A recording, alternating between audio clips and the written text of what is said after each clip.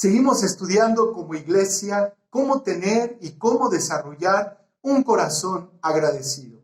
La Biblia tiene muchas enseñanzas y de la misma manera parábolas donde Jesús profundizó en este tema y su importancia. Pero antes de entrar a este estudio, quisiera que juntos reflexionemos sobre esta pregunta. ¿Mi vida es la prueba del poder y del amor de Dios? Esto es lo que Dios desea para nosotros. No importa el lugar, no importa la responsabilidad, que cada uno de nosotros podamos identificar de dónde viene esa fuente y cuál es el propósito que Dios ha trazado de tener ese lugar de privilegio. Esta historia nos va a poder ayudar a poder identificar una serie que yo le llamo cadena de bendiciones. Y una cadena, físicamente hablando, son aros fuertes de acero que van entrelazados entre sí. Su fuerza y esa unidad forma una cadena. Entonces, cuando esos aros son desprendidos, cada uno de ellos sí puede tener esa misma fuerza, esa misma esencia, pero ya deja de formar una cadena. Esta historia nos podrá ayudar a identificar este concepto de cómo una bendición lleva a otra bendición. Mire lo que dice Lucas capítulo 7, versículos del 1 al 10. Después que hubo terminado todas sus palabras al pueblo que le oía, entró en Capernaum, y el siervo de un centurión, a quien éste quería mucho, estaba enfermo y a punto de morir. Cuando el centurión oyó hablar de Jesús, le envió unos ancianos de los judíos rogándole que viniese y sanase a su siervo. Y ellos vinieron a Jesús y le rogaron con solicitud, diciéndole: es digno que le concedas esto, porque ama a nuestra nación, y nos edificó una sinagoga, y Jesús fue con ellos. Pero cuando ya no estaban lejos de la casa, el centurión envió a él unos amigos, diciéndole: Señor, no te molestes, pues no soy digno de que entres bajo mi techo, por lo que ni aún me tuve por digno de venir a ti. Pero di la palabra, y mi siervo será sano, porque también yo soy hombre puesto bajo autoridad, y tengo soldados bajo mis órdenes. Y digo a este: ve, y va, y al otro: ven, y viene. Y a mi siervo: haz esto, y lo hace. Al oír esto, Jesús se maravilló de él, y volviéndose, dijo a la gente que le seguía: os digo que ni aun en Israel he hallado tanta fe. Y al regresar a casa, los que habían sido enviados hallaron sano al siervo que había estado enfermo. El tema se centra en una ciudad, en Capernaum. Capernaum era una ciudad importante. Ahí existía un puesto de aduanas. Todo lo que tenía que entrar a esa ciudad tenía que pasar por este filtro que los teólogos dicen que el centurión era el que tenía en resguardo toda esa vigilancia. Los centuriones eran hombres de guerra, eran hombres fuertes, eran hombres de experiencia. Incluso es la espina dorsal del ejército romano. Pero no por esto estaba exento de tener una necesidad, en este caso, de que fuera sanado su amigo. Esto lo situaba al centurión en un lugar de privilegio, por respeto o también por imposición. Pero eso no le evitaba tener la necesidad del amor del Mesías, el encuentro de un Salvador. Seguramente la fama del Señor había llegado a sus oídos. Por eso él no duda en decir: vayan a él, búsquenle, porque yo sé que él puede sanar a mi amigo. Aquí aprendemos que era simpatizante del judaísmo. Incluso las citas que hemos estudiado previamente nos dice que él construyó una sinagoga, lo cual explica su sensibilidad ante las costumbres judías. El centurión escucha hablar de Jesús y tenía en alta estima a su amigo. Por eso no quería pasar por alto que él pudiera tener este encuentro con su enfermo y deseaba incluso que fuera sanado. Mire lo que dice el versículo 2. Y el siervo de un centurión, a quien éste quería mucho, estaba enfermo y a punto de morir. Inicia hablando de una cadena de bendiciones y vemos la buena intención del centurión por su siervo, La palabra más acercada a esta acción es la compasión. Muchos de nosotros, al ver a una necesidad o ver a una persona que requiere ayuda, sentimos esa empatía, pero la compasión nos lleva a una acción. Y en esta historia nos permite cómo el centurión no pasó por alto esta necesidad. Hoy se necesitan este tipo de cristianos, compasivos, que sí ven la necesidad, pero de la misma manera actúan en consecuencia, que tengan y desarrollen ese amor al prójimo. La segunda cadena de bendición es la intención. Miren lo que dice el versículo 3.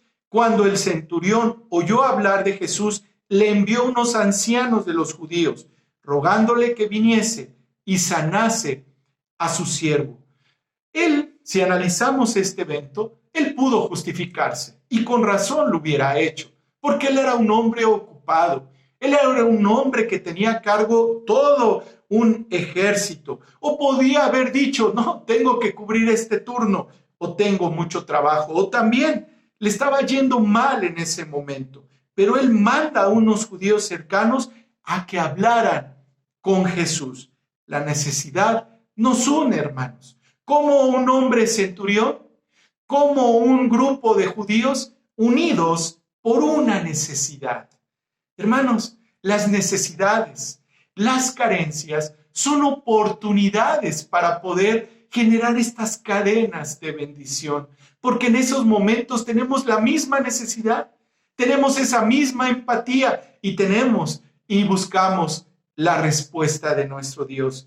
¿Por qué nos identifica? Nos permite construir relaciones, amigos, familia, incluso hermanos en la fe. Y si me dejan ir un poquito más allá, discípulos de Cristo.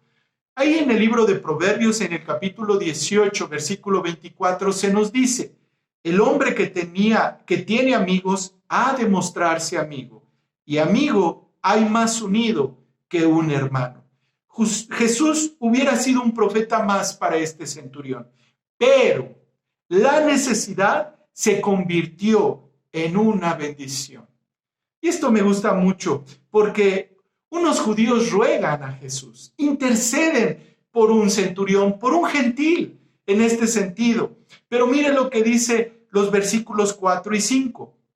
Y ellos vinieron a Jesús y le rogaron con solicitud diciéndole, es digno de que le concedas esto, porque ama nuestra nación y nos edificó una sinagoga. Rogarle a alguien y no por él, sino por un enfermo. Y no era su enfermo, era el enfermo del centurión. Y esto, hermanos, es otra cadena que vemos aquí y una cadena de bendición. Y esto es gratitud. La intención que le movió a estos judíos, a este grupo de amigos del centurión, fue la gratitud por haberles construido una sinagoga.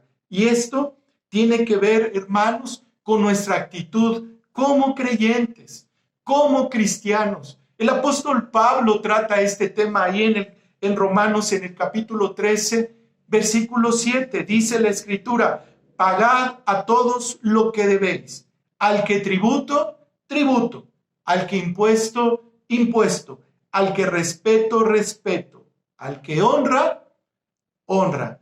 Creo que en este momento todos los calificativos que da el apóstol Pablo se reunían en la gratitud de estos judíos, porque le estaban dando tributo, estaban obedeciendo incluso a un centurión, y esto lo obligaba la ley romana, respeto, porque muchas veces por imposición respetamos las leyes, pero en ellos había un respeto, y por si fuera poco, había honra.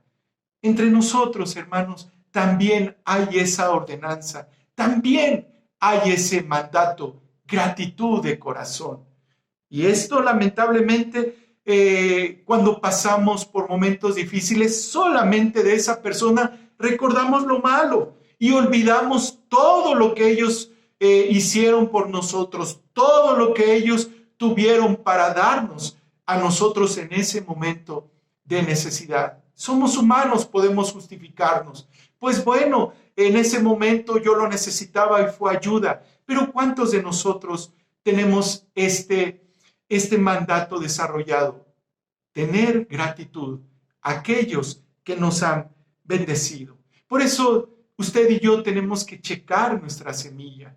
Chequemos lo que estamos sembrando, porque de esa manera no nos va a sorprender nuestra cosecha. Por el contrario, sabemos que esto es una gratitud. Pero la historia nos sigue mostrando varias enseñanzas. Mire lo que dice el versículo 6. Y Jesús fue con ellos, pero cuando ya no estaban lejos de la casa, el centurión envió a él unos amigos diciéndole: Señor, no te molestes, pues no soy digno de que entres bajo mi techo. Una cadena más de bendición, humildad. La quinta cadena de bendición. Al expresar que él no es digno, él estaba reconociendo lo que representaba Jesús. Nadie es digno, ni tú ni yo somos dignos, solamente por Cristo Jesús. Somos dignos delante del Padre, solamente por ese sacrificio. Usted y yo nos podemos llamar hijos de Dios. La siguiente cita, hermanos, es un diamante. Es bellísima. Mire lo que dice el versículo 7. Por lo que ni aún me tuve por digno de venir a ti, pero di la palabra y mi siervo será sano. El primer ingrediente de la fe es el conocimiento. Como un centurión, un gentil, confía solamente en la palabra de Jesús. Luego de conocerla, tenemos que creerla. Muchos de nosotros tenemos sí el conocimiento, años de cursos, pero todo está aquí. En los momentos de necesidad tenemos que practicarla. En los momentos de angustia tenemos que vivirla, porque si no solamente se queda en conocimiento. Y el conocimiento después, mal aplicado, se puede convertir incluso en soberbia. Dios nos permite esta historia. ¿Para qué? Para que podamos ser llenos de fe. Dos aspectos que reunía este centurión: fe en la palabra de Dios, conocimiento en la palabra de Dios, y además estas dos combinaciones le llevaron a creer en él. En este sentido, quisiera reforzar tres acciones de acuerdo a la fe. La fe, en primer lugar, atiende a la incredulidad, ya que prevalecía en ese entonces ciertas costumbres, ciertas tradiciones. El centurión no creía que el poder de Jesús para sanar fuera solamente encantamientos, ni que dependiese de su presencia física, sino que consistía simplemente en su palabra. Por medio de su palabra, Él creó este mundo. Jesús era el Verbo encarnado. Jesús era Dios. Y solamente por el poder de su palabra, el aliento de vida, Él tiene poder, hermanos. Él tomó polvo de la tierra y con su palabra creó al hombre. Un hombre muerto ya de 4 días, como fue aquel amigo de Jesús, Lázaro. Con el poder de su palabra, Él lo resucitó. Creamos en el poder de su palabra, hermanos, como este centurión. Su palabra es vida, es la inspiración de Dios. Y hoy, hermanos, usted y yo somos una generación bendecida, porque en un libro llamado Biblia, que concentra 66 libros, tenemos la voluntad y la palabra de nuestro Dios. De acuerdo a nuestro tema, no era necesario que Jesús tocase o manipulase a su amigo, ni siquiera que estuviera presente. Solo hacía falta que dijera la palabra y sería hecho. La segunda acción de fe que se destaca es la convicción. A pesar de que no estaba inmerso en las Escrituras, este gentil creía en su palabra, pero sin duda eran mucho menores que los eruditos de Israel. Había sabios ahí. Los fariseos incluso se distinguían del pueblo, pero ellos no tenían este poder. El único que tiene el poder es Jesús. No obstante, su fe de este centurión era más pura, sencilla y además cristocéntrica. Y por último, esta tercera acción de fe es que es una analogía que se usa hoy en nuestros días. Creamos en la palabra. No es necesario que tengamos algún enfermo para creer. No es necesario en ocasiones que se haga evidente y sorprendente, porque a veces la fe es caminar confiando en Dios, tener la esperanza aún de lo que no vemos y aún de lo que esperamos. Esa es la fe. Mire lo que dice el versículo 8, porque también yo soy hombre puesto bajo autoridad y tengo soldados bajo mis órdenes. Y digo a este ve y va, y al otro ven y viene, y a mi siervo haz esto y lo hace. Reconoce que es un hombre bajo autoridad, como él y sus soldados. El centurión dice que reconoce en Jesús una relación semejante, la que Jesús tiene con Dios, bajo la autoridad de Dios, que al hablar Jesús, hablaba Dios. ¿Cuántos de nosotros somos personas sujetas a la autoridad? Hoy nos dicen que usemos un cubreboca, incluso una mascarilla, que nos lavemos las manos a menudo que toquemos o que salgamos. ¿Cuántos de nosotros obedecemos esto? Y es por nuestra propia salud y es por nuestro propio bien, pero lamentablemente muchas personas son ingobernables y las consecuencias están ahí. Mire lo que dice el versículo 9. Al oír esto, Jesús se maravilló de él y volviéndose dijo a la gente que le seguía: os digo que ni aún en Israel he hallado tanta fe.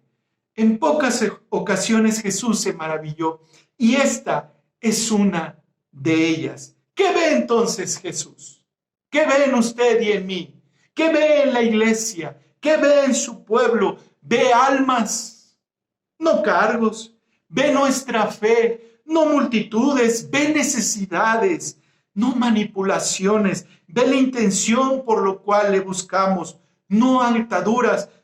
Nunca dijo, ni cuando fue la primera avanzada de los judíos y ahora que va la segunda avanzada de amigos, nunca Jesús dijo, pues que venga el centurión y que él me lo pida. ¿Cuántas veces vienen a nosotros por una ayuda? Inmediatamente se endurece el corazón y empezamos a obviar cosas y empezamos a pensar otras. Aquí vemos a un Jesús manso y humilde, lleno de amor al prójimo, y por medio de ese amor, un gentil fue bendecido. Entonces, hermanos, en medio de las necesidades, nuestro Dios ve propósitos, no problemas. Ve con misericordia, no con juicio. No trató mal ni a los judíos ni a los amigos del centurión. Ve hombres y mujeres necesitados de ser sanados. Ve a un Israel carente de fe. Ve nuestra fe en su palabra. Ve los fieles que somos y nos bendice por eso. Eso es lo que ve nuestro Dios. Ante el ojo humano, hubiera sido esta ocasión un tema de murmuración o un tema de choque. Pero mire lo que dice el versículo 10. Y al regresar a casa, los que habían sido enviados hallaron sano al siervo que había estado enfermo. Un milagro de Dios. Un milagro que nos lleva a ser sensibles a usted y a mí. Los judíos regresan, los amigos regresan y aquel hombre postrado es sanado. Para terminar, quisiera meditar y reflexionar sobre estas preguntas. Y un ingrediente que yo le pido es que usted sea sincero, que usted pueda contestar cada planteamiento, pero realmente como usted lo piensa. Mire el primero. Si tú hubieras sido el enfermo, ¿te hubieras dejado ayudar? ¿Por qué hago esta pregunta? Porque muchos de nosotros tenemos necesidades. Incluso estamos enfermos. Incluso el dolor aún sigue. Y sabemos la respuesta. Sabemos a quién ir y no vamos. Sabemos qué hacer y no lo tomamos. Si tú hubieras sido el enfermo, ¿tú hubieras permitido esta ayuda? El siguiente planteamiento: si tú fueras el centurión, ¿hubieras hecho eso por tu amigo? Honestamente. Mira, estamos entrando ya a muchas semanas de esta pandemia, incluso más de 4 meses. Muy sencillo. ¿A quién has ayudado? Que no sea tu familia, que no sean tus seres queridos. Porque de acuerdo a nuestra historia, el centurión fue a un amigo. ¿A cuántos amigos has ganado? ¿Cuántas amistades estás desarrollando? ¿O mejor preferimos aislarnos? ¿O mejor preferimos no incomodarnos? Porque ¿quién ve por mí? ¿Y a mí quién me va a ayudar, pastor? Por eso contesta, ¿sí o no? Tercer planteamiento: si a ti te hubieran dado la encomienda que recibieron los judíos, ¿lo hubieras hecho? ¡Ah, no! Que vaya alguien más, porque yo. Además, no es ni de mi familia. Además, es un gentil, ¿no? Aquí vemos a unos judíos agradecidos. Y por lo tanto, amor con amor se paga. Gratitud con gratitud se paga. Pero a veces nos olvidamos de quién nos ha ayudado. La siguiente pregunta: si fueras parte de los amigos del centurión, ¿hubieras estado en ese momento de necesidad? Los textos nos dicen que el centurión envió a unos amigos cuando Jesús ya estaba cerca. Hay veces que la necesidad nos une, pero hay veces que la necesidad nos separa. ¿Por qué? Porque eso implica compromiso, eso implica estar al pendiente y eso implica despojarnos de algo. Si tú fueras los amigos del centurión, ¿le hubieras ayudado? Gloria a Dios. Por último, ¿serías parte de los disponibles para llevar el mensaje?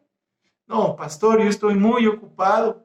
Yo tengo tantas cosas que hacer. Mire mi agenda. Hasta julio del 2021 estoy ocupado. Estoy ocupada, ¿sabes? Dios quiere usar a gente ocupada. Entonces, ¿por qué nos escondemos? Entonces, ¿por qué no actuamos? Cuando llegue el momento de mostrar nuestra fe al necesitado, hagámoslo. Es un momento para practicar nuestra fe, para practicar lo que hay en nuestro corazón, vivir nuestra fe. Dios no quiere cabezotas llenas de conocimiento. Dios quiere manos, pies, corazones dispuestos a hacer algo por aquel que necesita una palabra de esperanza. Usted y yo somos la sal y la luz de este mundo, hermanos. Y una luz no se esconde, una luz se pone en un lugar para brillar. Hermanos, la invitación de toda esta historia es que podamos construir cadenas de bendiciones. Una bendición lleva a otra bendición, suma bendiciones. Por tema de estudio encontramos 5. Compasión del centurión, intención por sanar, rogar, interceder, gratitud y la quinta, humildad. 5 acciones de bendición. Yo empecé con una pregunta y quiero terminar con ella. ¿Mi vida es la prueba del poder y del amor de Dios? ¿O mi vida es todo menos esto? Ha pasado el tiempo, ha pasado los momentos difíciles. La pregunta es, ¿nos parecemos más a nuestro Señor? Y esta historia, del ángulo que tú la quieras ver, en ningún momento vemos apatía, en ningún momento vimos ningún momento de conflicto entre los involucrados, en nadie de ellos. Por el contrario, todos dispuestos a hacer algo por amor, todos dispuestos a hacer algo por Jesús. ¿Tú estás dispuesto? Muy sencillo. Dile, Señor, heme aquí. Heme aquí. ¿Cómo me vas a usar? No sé, Señor, pero heme aquí. Oremos por esta confesión de fe. Padre, te damos gracias porque esta vida y esta historia nos ayuda a afirmarnos, Padre, a ser cristianos practicantes, a vivir nuestra fe, a confiar en tu palabra, Señor, a creerle en ella, Padre, y además vivirla, Señor. Ayúdanos, Padre amado. Muchos hoy tenemos muchos obstáculos. Se nos pide algo y no lo hacemos. Dios nos quiere usar y somos apáticos. Dios quiere desgastarnos y nos hacemos los disimulados. Incluso hoy hay pueblo escondido. Hay pueblo con miedo. Hay pueblo con preguntas, sí. Pero necesitamos creerle a Dios. Necesitamos confiar en Él y caminar en su palabra y viviendo su palabra, porque es poder de Dios. Padre, perdónanos, Señor, si hemos omitido alguna de estas enseñanzas.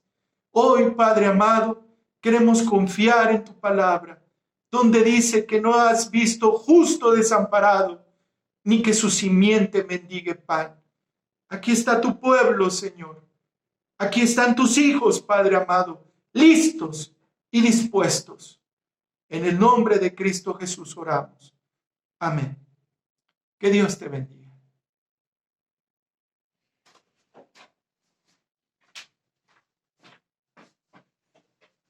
Gracias, Señor.